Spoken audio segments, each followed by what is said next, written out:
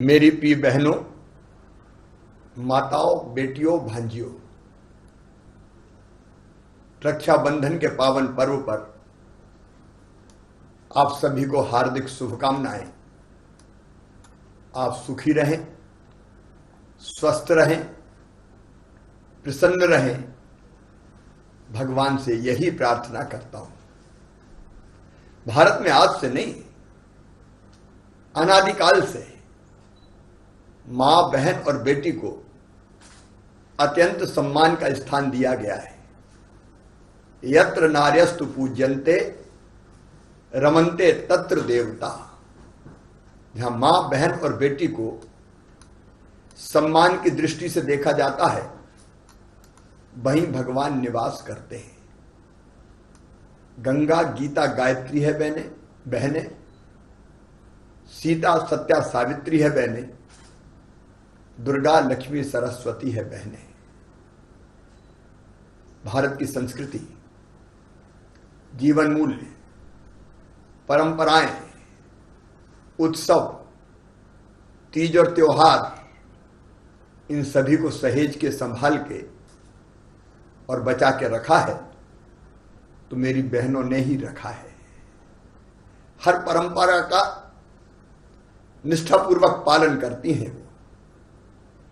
भारत में परिवार व्यवस्था दुनिया के लिए आश्चर्य और हमारे लिए गर्व का विषय है, लेकिन परिवार को भी संभालने और सहेजने का काम हमारी बहनें ही करती हैं। वो परिवार की धुरी हैं। मेरी प्रिय बहनों और बेटियों, मुख्यमंत्री बनने के बाद से ही लगातार मेरी कोशिश रही है कि मां, बहन और बेटी की जिंदगी में कैसे खुशियां लेके आऊं। इसके लिए एक नहीं, अनेकों योजनाएं बनाई गई। आज भी किसी भी शासकीय कार्यक्रम का प्रारंभ मैं बेटियों का पूजन करके करता हूं। यह प्रतीक है इस बात का कि बेटियों का सम्मान और सुरक्षा हमारे लिए सर्वोपरि है। बेटी पैदा हो तो लाडली लक्ष्मी योजना। अब हमने लाडली लक्ष्मी तो तय किया है कि कॉलेज में बेटियां अगर प्रवेश करेंगी तो एक मुश्त 20,000 रुपए की राशि उनको दी जाएगी। और मैं मेरी लाडली लक्ष्मी बेटियों को आश्वस्त करता हूं कि उनकी उच्च शिक्षा का भी पूरा प्रबंध किया जाएगा। उसके लिए आवश्यक आर्थिक व्यवस्थाएं भी की जाएंगी। बेटी स्कूल जाए तो यूनिफॉर्म, साइकिलें, पाठ्य पुस्तकें, किताबें। बेटियां अगर 12वीं में अच्छे नंबर प्राप्त करें तो गांव की बेटी योजना, शहर में प्रतिभा किरण योजना, कॉलेज में अगर प्रवेश करें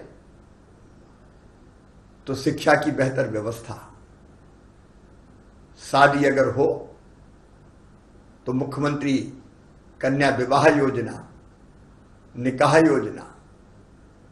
और अगर हमारी गरीब बहन बेटा बेटी को जन्म दे तो जन्म देने के पहले 4,000 और जन्म देने के बाद 12,000 प्रसूति सहायता योजना। बेटियां और बहनें अब ग्रामीण क्षेत्र में भी अधिकांश समय भी हैंडपंप पर पानी भरने में लगाती है। मेरी प्रिय बहनों, हमारा संकल्प है कि हम 2024 के अंत तक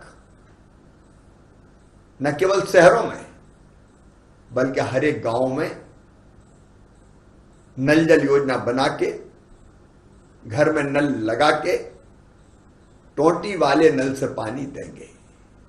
प्रधानमंत्री जी ने जल जीवन मिशन योजना बनाई है। मेरी बहनों, विदेश अगर बेटियां पढ़ने जाना चाहे तो विदेश अध्ययन छात्रवृत्ति योजना, मेरी गांव में गरीब और निम्न मध्यम वर्गीय परिवार की बहनें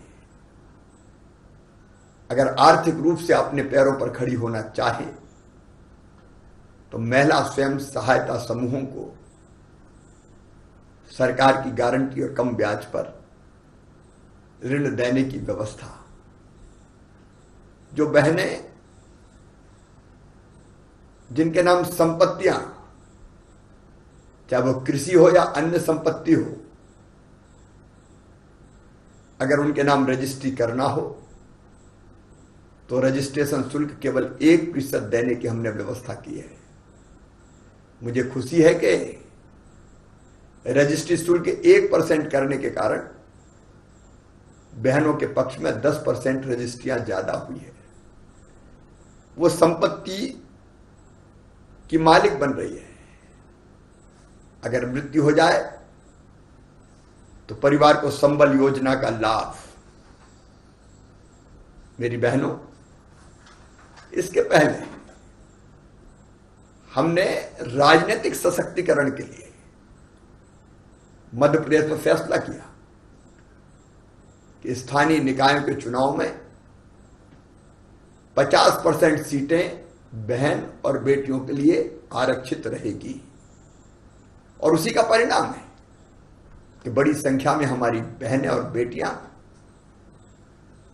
पंच, सरपंच, जिला पंचायत, जनपद पंचायत अध्यक्ष, सदस्य, मेयर, नगर पालिका, नगर पंचायत अध्यक्ष, पार्षद बनी है। हमने फैसला किया सरकारी नौकरी में, पुलिस की भर्ती में भी इसका विरोध हुआ, लेकिन मैंने जिद करके हमने किया 30%, 30% रिजर्वेशन बेटियों को। शिक्षक जैसी नौकरियों में 50% आरक्षण बेटियों को देने का काम किया। यह आर्थिक सशक्तिकरण की दिशा में एक बहुत महत्वपूर्ण कदम है। अगर पीड़ित और प्रताड़ित बहन की थाने में ठीक से सुनवाई हो, इसलिए हर जिले में महिला पुलिस थाने की स्थापना हमने तय किया। मध्य प्रदेश पहला राज्य था कि किसी बहन और बेटी के साथ कोई गलत हरकत करे तो दुष्कर्मी को सीधे फांसी की सजा का प्रावधान मध्य प्रदेश में किया गया।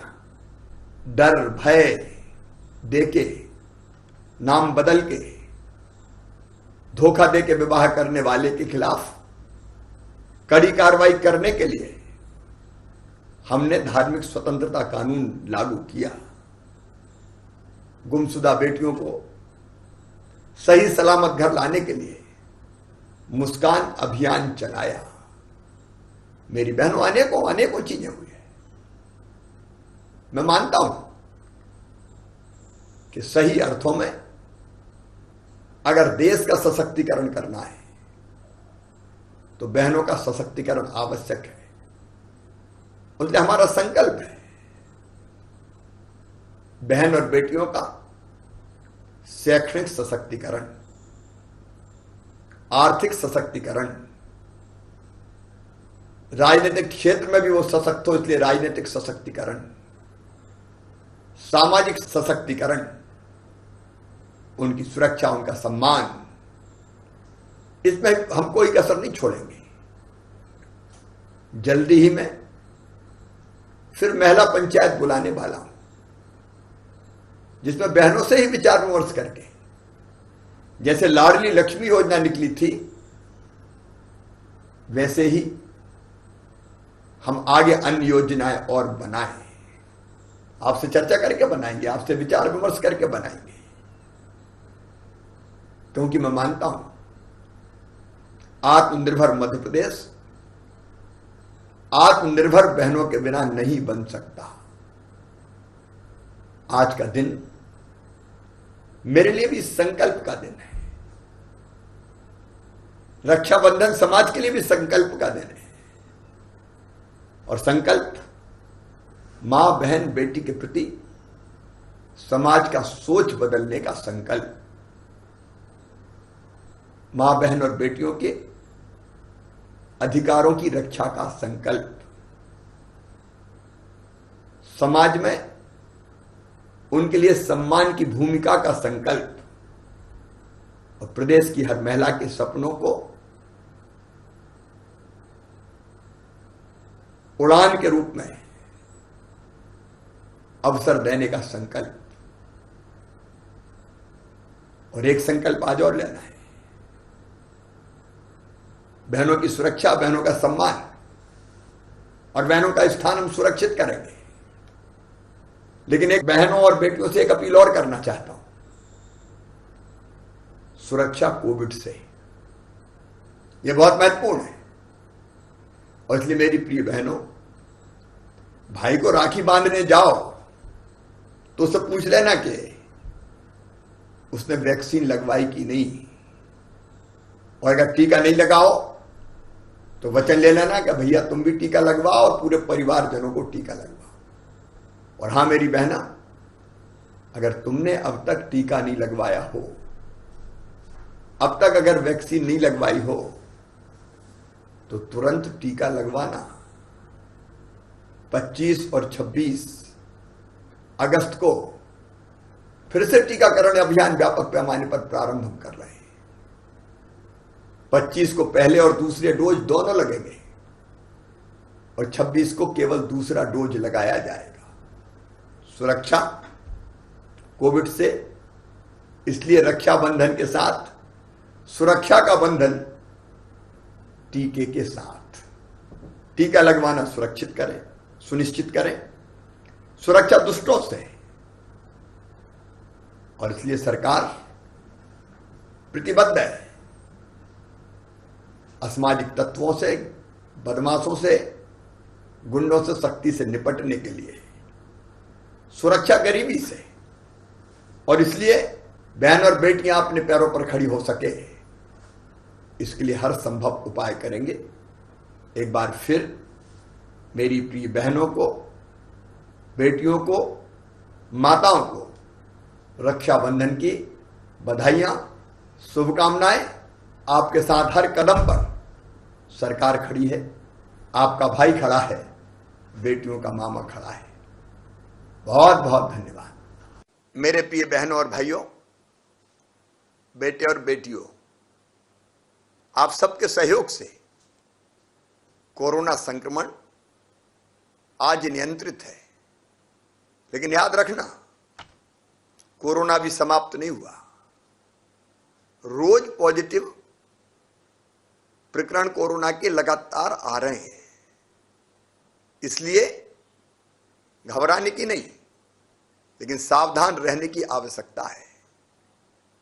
मैं आप सबसे अपील करता हूं, कोविड के संक्रमण को रोकने के अनुकूल अपना व्यवहार जरूर रखें। लेकिन कोविड से सुरक्षा चक्र अगर कोई है तो वो है टीकाकरण, वैक्सीनेशन।